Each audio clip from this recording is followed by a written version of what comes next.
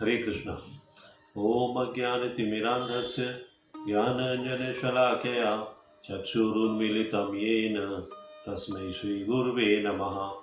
हरे कृष्णा। अब श्री राधा अष्टमी के अवसर पर श्री राधा प्रणाम करते हुए मैं उनसे ये प्रार्थना करता हूँ कि वो मुझे उनके बारे में यशोगान करने की शक्ति प्रदान करें। तप्त कांचन गौरांगी श्री राधे वृंदावनेश्वरी वृषभानुसुते देवी प्रणमामि हरि प्रिये। इसका अर्थ है, मैं उन श्रीमती राधा रानी को प्रणाम करता हूँ जिनकी शारीरिक कांति पिघले सोने के समान है और जो वृंदावन की महारानी है। आप राजा वृषभानु की पुत्री हैं और भगवान कृष्ण को अत्यंत प्रिय हैं। जय जय श्री राधे। श्री राधा अष्टमी पर आज हम आपको श्रीमती राधा रानी जी के जन्म की कथा बताने जा रहे हैं। ऐसा कहा जाता है कि राधा जी ने अपने जन्म के बाद काफी समय तक आंखें नहीं खोली थी। इसी कारण उनके माता पिता अत्यधिक परेशान रहते थे। लेकिन श्री कृष्ण के दर्शन पाते ही राधा जी ने अपनी आंखें खोल ली। तो आइए जानते हैं राधा अष्टमी पर राधा जी के जन्म की संपूर्ण कथा। राधा जी की पूजा श्री कृष्ण के बिना अधूरी मानी जाती है। राधा अष्टमी का त्योहार मथुरा और वृंदावन के साथ साथ बरसाना में मुख्य रूप से मनाया जाता है। बरसाना में श्रीमती लाडली जी का महल विशेष रूप से सजाया जाता है और श्रीमती राधा रानी का जन्मोत्सव बड़ी धूमधाम से मनाया जाता है। सभी वैष्णव भक्त इस दिन उपवास करते हैं और श्री श्री राधा कृष्ण का अभिषेक करते हैं। पुराणों के अनुसार आज से लगभग 5200 साल पहले वृषभानु और कीर्तिदा के यहाँ राधा जी का जन्म हुआ था। वो मथुरा जिले के गोकुल महावन कस्बे के पास रावल गांव में रहा करते थे। पुराणों में तो ये बात भी कही गई है कि राधा रानी ने अपनी माँ के गर्भ से जन्म नहीं लिया था। राधा जी की माता ने अपने गर्भ में वायु को धारण कर रखा था। कीर्तिदा ने योग माया की प्रेरणा से वायु को जन्म दिया था, लेकिन राधा जी अपनी स्वयं की इच्छा से वहां पर प्रकट हुई थी।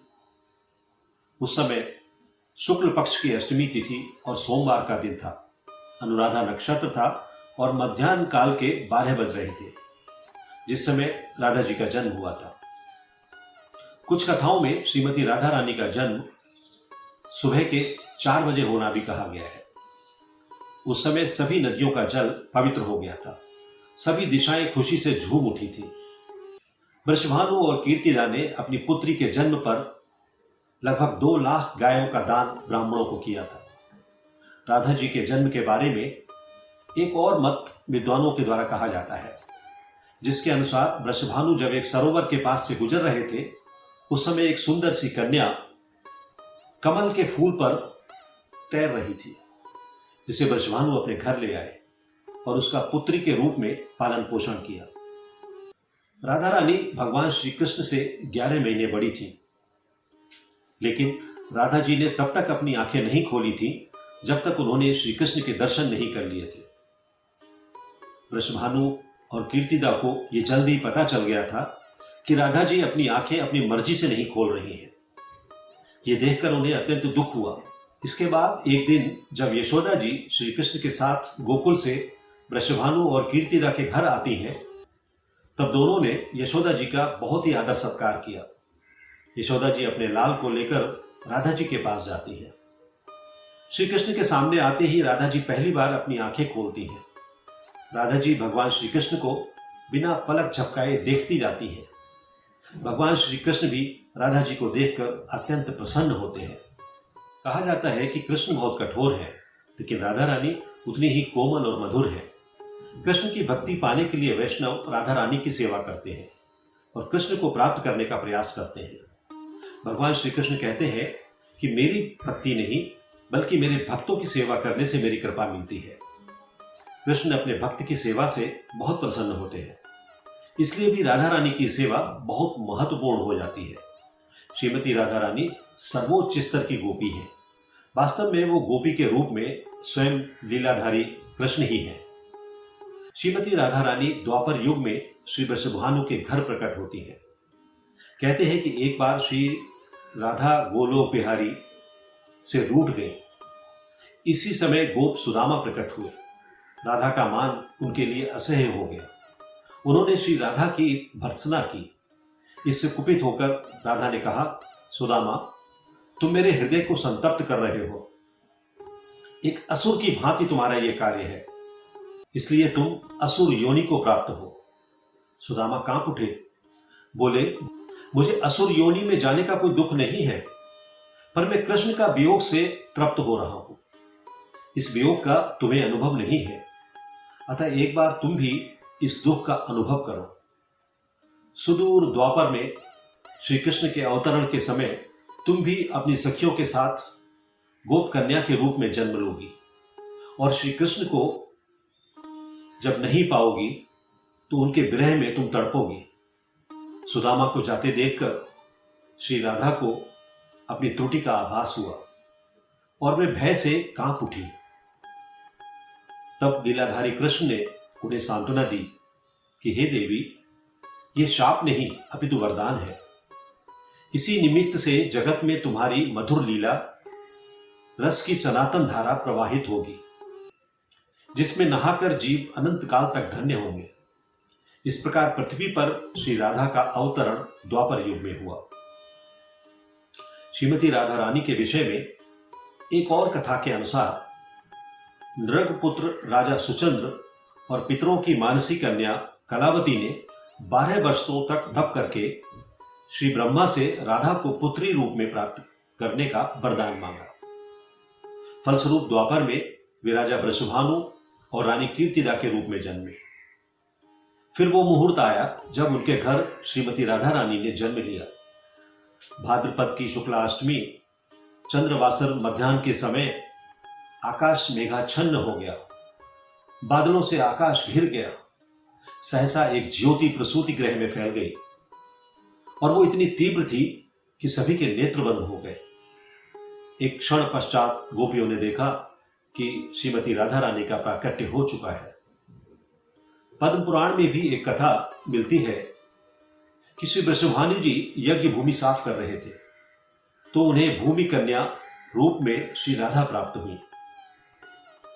यह भी माना जाता है कि विष्णु के अवतार के साथ अन्य देवताओं ने भी अवतार लिया था। वैकुंठ में स्थित लक्ष्मी जी राधा रूप में अवतरित हुई। कथा कुछ भी हो, कारण कुछ भी हो, राधा बिना तो कृष्ण है ही नहीं। राधा का उल्टा होता है धारा।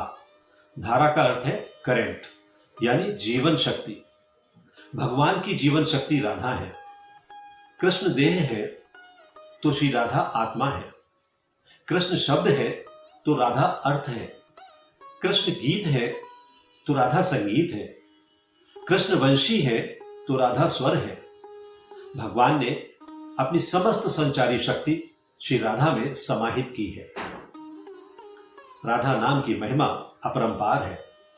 ऐसा माना जाता है कि श्री कृष्ण स्वयं कहते हैं, जिस समय मैं किसी के मुख से रा सुनता हूं उसे मैं अपनी भक्ति प्रदान करता हूं, और धा शब्द का उच्चारण करने पर तो मैं राधा नाम सुनने के लोभ में उसके पीछे पीछे चलने लगता हूं।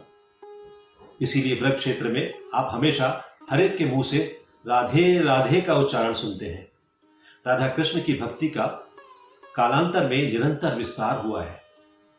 कृष्ण जगत को मोहते हैं और राधा कृष्ण को। 12वीं शती में जयदेव जी के गीत गोविंद रचना से संपूर्ण भारत में कृष्ण और राधा के आध्यात्मिक प्रेम संबंध का जन जन में प्रचार हुआ।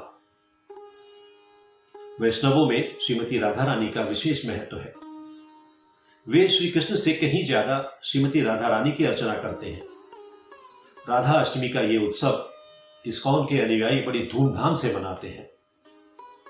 तीनों लोकों के तारणहार श्री कृष्ण को शरण देने की सामर्थ्य रखने वाला ये हृदय उसी आराधिका का है जो पहले राधिका बनी, उसके बाद कृष्ण की आराध्या हो गई।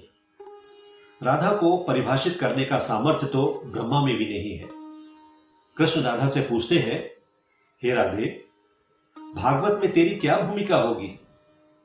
तब राधा कहती है, मुझे कोई भूमिका नहीं चाहिए कान्हा, मैं तो तुम्हारी छाया बनकर रहूंगी।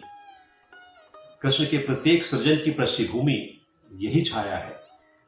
चाहे वो कृष्ण की बांसुरी का राग हो, या गोवर्धन को उठाने वाली तर्जनी, या लोकहित के लिए मथुरा से द्वारिका तक की यात्रा की आत्मशक्ति। आराधिका में आ को हटाने से राधिका बनता है। इसी आराधिका का वर्णन श्रीमद् भागवत में भी प्राप्त होता है और श्री राधा का नाम उल्लेख नहीं होता। भागवत में श्री राधा का स्पष्ट नाम का उल्लेख न होने के कारण एक कथा यह भी आती है कि सुखदेव जी को साक्षात श्री कृष्ण से मिलाने वाली राधा ही है और सुखदेव जी उन्हें अपना गुरु मानते हैं। वो कहते हैं कि भागवत के रचयिता सुखदेव राधा जी के पास शुक रूप में राधा राधा का नाम जपते थे। एक दिन राधा जी ने उनसे कहा कि हे शुक, तुम अब राधा के स्थान पर कृष्ण कृष्णा का जप किया करो। उसी समय श्री कृष्ण वहां अवतरित हो गए। राधा ने यह कहकर कि शुक बहुत ही मीठे स्वर में बोलता है, उसे कृष्ण के हाथों में सौंप दिया, अर्थात उन्हें ब्रह्म का साक्षात्कार करा दिया। इस प्रकार श्री राधा सुखदेव जी की गुरु हुई और वे गुरु का नाम कैसे ले सकते थे। कृष्ण के विराट को समेटने के लिए जिस राधा ने अपने हृदय को इतना विस्तार दिया कि सारा ब्रज उसका हृदय बन गया, इसलिए कृष्ण भी पूछते हैं, बूझत श्याम कौन तू गोरी। किंतु राधा और राधा प्रेम की था पाना संभव ही नहीं है। कुरुक्षेत्र में उनके आते ही समस्त परिवेश बदल जाता है। रुक्मिणी गर्म दूध के साथ राधा को अपनी जलन दे देती है। कृष्ण का स्मरण कर राधा उसे एक सांस में पी जाती है। रुक्मिणी देखती है कि श्री कृष्ण के पैरों में छाले हैं, मानो गर्म खोलते तेल से वे जल गए हों। वे पूछती हैं, कान्हा ये फफोले कैसे? तो कृष्ण कहते हैं, हे प्रिय, मैं राधा के हृदय में हूं। तुम्हारे मन की जिस जलन को राधा ने चुपचाप पी लिया है, वही मेरे तन से फूटी है। इसलिए कहते हैं कि तत्वन के तत्व जग जीवन श्री कृष्ण चंद्र, तत्वन के तत्व जग जीवन श्री कृष्ण चंद्र, और कृष्ण को हो तत्व वृष भान की किशोरी है। राधा रानी का विश्व प्रसिद्ध मंदिर बरसाना ग्राम की पहाड़ी पर स्थित है। बरसाना में श्रीमती राधा रानी को लाडली कहा जाता है। राधा का प्राचीन मंदिर मध्यकालीन है, जो लाल और पीले पत्थर का बना है। मंदिर का निर्माण राजा वीर सिंह ने 1675 में करवाया था। ब्रह्म वैवर्त पुराण प्रकृति खंड अध्याय 48 के अनुसार और यदुवंशियों के कुलगुरु गर्ग ऋषि द्वारा लिखित गर्ग संहिता की एक कथा के अनुसार एक बार नंद बाबा श्री कृष्ण को लेकर बाजार घूमने निकले थे। उसी दौरान राधा और उनके पिता भी वहां पहुंचे थे। दोनों का वहां पहली बार मिलन हुआ।